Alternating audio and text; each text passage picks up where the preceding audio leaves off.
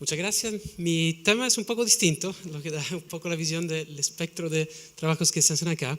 Yo me ocupo de ríos y este proyecto es sobre la memoria que tienen los ríos acerca de las crecidas anteriores.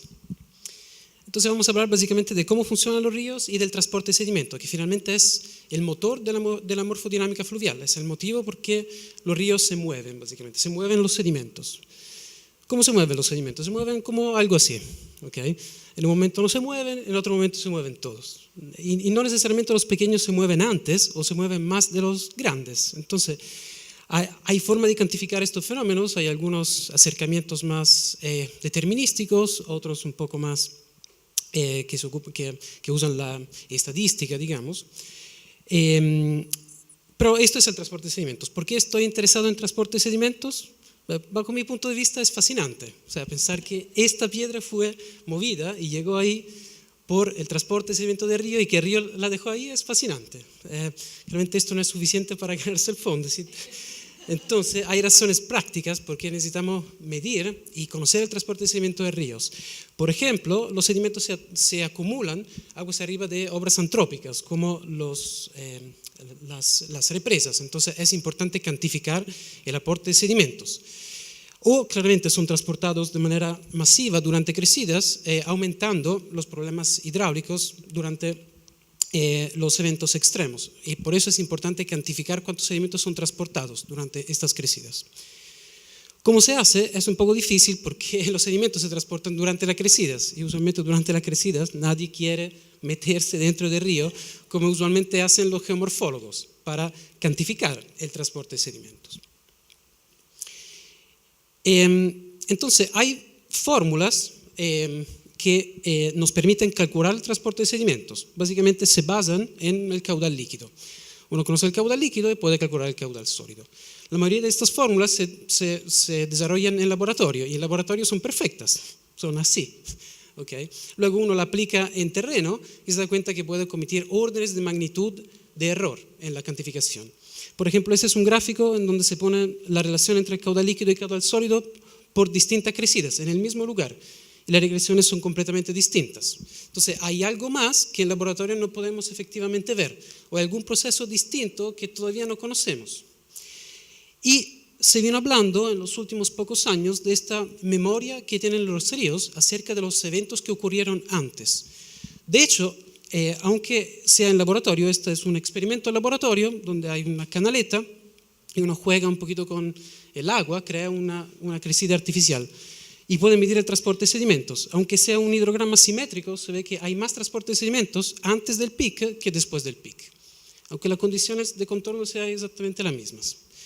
Y las hipótesis que un poco se están levantando sobre cómo explicar estos fenómenos se refiere a cómo las crecidas anteriores dejan el río en términos de armoring, que sería lo que se puede traducir como efecto de acorazamiento, o sea, los sedimentos superficiales son más gruesos de los sedimentos subsuperficiales, entonces protegen un poco los sedimentos de abajo, que usualmente son más finos. Y otra explicación es que los sedimentos superficiales se organizan uno con otro y se defienden. ¿Okay? Entonces, dependiendo de cómo la crecida anterior deja el lecho del río, depende el transporte de sedimentos de la crecida posterior. Pero nadie ha de verdad explorado este tema de cómo el río deja, o sea, cómo la crecida anterior deja el río. Entonces, nuestro objetivo es exactamente estudiar este fenómeno y explicarlo. Entonces, ocupar dos acercamientos, el acercamiento en laboratorio y el acercamiento en terreno, para estudiar el efecto de distintas crecidas y crecidas en distintas secuencias sobre el transporte de sedimentos, el grado de organización superficial de los elementos lapídeos, de las piedras, y intentar llegar a alguna explicación física de por qué esto ocurre y cómo lo podemos prever y cuantificar para corregir las fórmulas de transporte de sedimentos que hoy en día ocupamos para nuestras modelaciones hidráulicas. Entonces, el primer acercamiento es de laboratorio. Tenemos una canaleta, estamos colaborando con colegas del Departamento de Ingeniería Ambiental acá de la Universidad Católica. Tienen un laboratorio con canaletas, básicamente le ponemos sedimentos de distintos tamaños y le ponemos algunos sensores, ahí se ven unas placas y también un tubo. Esos son geófonos, básicamente miden el impacto, el número de impactos de las piedras en estos sensores, y así podemos cuantificar el transporte de sedimentos. Y vamos a simular distintos hidrogramas con distinta magnitud y distinta duración, y también hidrogramas en distinta secuencia. ¿Qué pasa cuando tengo, por ejemplo, 3 hidrogramas iguales de este tipo, o 3 hidrogramas más largos, o por ejemplo, una secuencia hacia un hidrograma mayor, o una secuencia al contrario? ¿Okay? Usualmente ahora ocupamos fórmulas de transporte de sedimentos que no se ocupan de determinar cómo eran los eventos anteriores. En este caso sí podríamos evaluar este efecto. Otro tipo de secuencia que vamos a explorar. Y claramente el laboratorio, como dijimos, el laboratorio es todo perfecto, pero luego hay que aterrizar a condiciones de campo, y hemos seleccionado entonces este sitio de estudio que está en el Cajón del Maipo, una cuenca que se llama Estero Morales, hay una reserva de CONAF ahí, y la seleccionamos porque hay algunas porciones de glaciar aguas arriba. Estos glaciares claramente en verano, durante el día se derriten un poquito, entonces cada día tenemos una linda fluctuación de caudal, lo que nos da una crecida cada día, lo que es perfecto si queremos simular hidrogramas en distinta frecuencia y tenemos un proyecto de 3 años, no podemos esperar un año para tener una crecida en un río normal.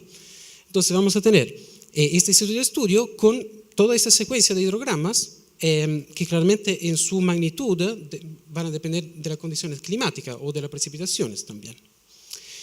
Y vamos a tomar mediciones de terreno de transporte de sedimentos. Vamos a montar los mismos sensores geófonos que vamos a montar en el laboratorio. Vamos a tomar mediciones directas con algunas trampas, con alumnos muy voluntariosos que nos van a ayudar, espero. Y vamos a poner también otros sensores. Por ejemplo, estos son pequeños transmisores que se ponen dentro de las piedras, y vamos a poner varias piedras en el río y las vamos a buscar después de cada crecida con una antena. Entonces vamos a saber exactamente cuánto fueron transportados y qué tamaño tenían estas piedras que pusimos en el lecho. Y vamos a ver también los cambios morfológicos en un tramo de estudio, y lo vamos a hacer con vuelos con drones y métodos fotográficos que nos permiten sacar descripciones topográficas de alta resolución de este lecho.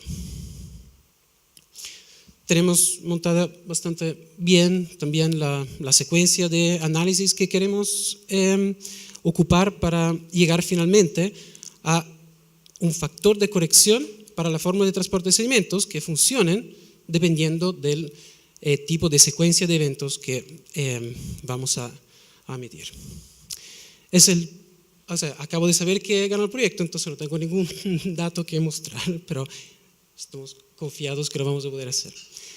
Estoy trabajando con un colega del Departamento de Ingeniería Hidráulica y Ambiental de la Universidad Católica, Cristian Escauriaza, y 2 colegas de la Universidad Austral, Bruno Mazzorana y Andrés Rume, y también tengo involucrados 3 colegas extranjeros, uno italiano, Francesco Comiti, y 2 de Inglaterra, de Brighton y Liverpool.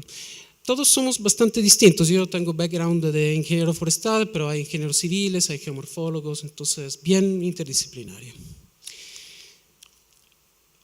Pudiera parecer que finalmente yo simplemente voy a medir las piedrecitas en estos ríos, y podría parecer un poquito fome. Entonces, para darle un poco de color, le comento que sí voy a medir piedrecitas en el Maipo, y que pero alguien antes escuchó estas piedrecitas en el Maipo. Resulta que Darwin en 1835 estuvo ahí alojando unos días al lado del Maipo y escribió en su diario, que luego fue publicado como Los viajes de un naturalista alrededor del mundo, y relata acerca del transporte de sedimentos en el Maipo. Dice cosas muy lindas. Dice: se distingue con gran claridad y hasta mucha distancia el ruido de las piedras que rozan una con otra día y noche.